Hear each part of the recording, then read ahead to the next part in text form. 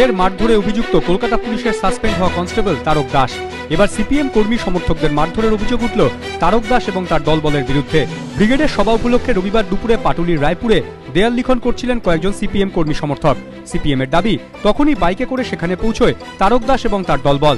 অভিযোগ, সিপিএম কর্মী সমর্থকদের মারধর করেন তারা, এমনকি তাদের আগ্নেয়াস্ত্র দেখিয়ে ভয় দেখানো হয় বলেও অভিযোগ। প্রতিবাদে পাটুলি থানার সামনে বিক্ষোভ দেখায় সিপিএম। পরে তারক দাস সহ বেশ কয়েকজনের নামে পাটুলি থানায় অভিযোগ দায়ের করা হয়। তারক দাসের নেতৃত্বে কিছু দুষ্কৃতী মোটরসাইকেল রয়েছে, আমাদের ওয়াল রাখা বন্ধ করে মারধর করে, আমার পাশে শান্তনা চেকপতিনে মারধর করে, আমাদের গা ধাক্কি দেয়, রাস্তায় ফেলে দেয়, দিয়ে সব কিছু করে মোটর বাইক নিয়ে তারা চলে যায়। বলছে সিপিএমের এখানে কোনো ওয়াল রাখা চলবে না, বন্ধ করে এগুলো, এলাকায় থাকতে দেবো না, এলাকা থেকে বের করে দেবো। মারধর, ভয় দেখানো সহ একাধিক ধারায় মামলা রুজু করেছে পুলিশ। অস্ত্র আইনে মামলা শুরু হয়েছে। যদিও এলাকায় তৃণমূল কর্মী বলে পরিচিত তারক দাসের পাল্টা দাবি, আমি অসুস্থ, এলাকায় থাকি না, যেহেতু আমি রাজনীতির সঙ্গে জড়িয়ে তাই বারবার নানা ঘটনায় আমার নাম জড়ানো হয়।